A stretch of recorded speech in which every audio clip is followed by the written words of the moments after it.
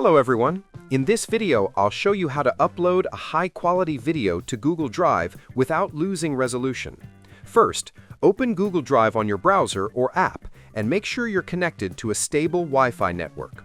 Now, before uploading, check that your video is in a high-quality format like MP4, H.264, or MOV, and avoid heavy compression from editing apps. Next, click the Plus New button, select File Upload, and choose your video. While uploading, don't switch networks or close the browser. Interruptions can cause quality loss.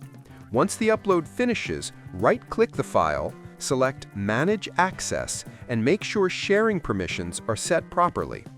Keep in mind, Google Drive may show a slightly compressed preview, but when someone downloads the video, it's in full original quality.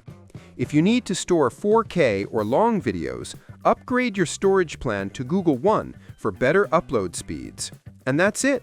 Your video is now safely uploaded to Google Drive in its highest possible quality. Subscribe the channel for more videos.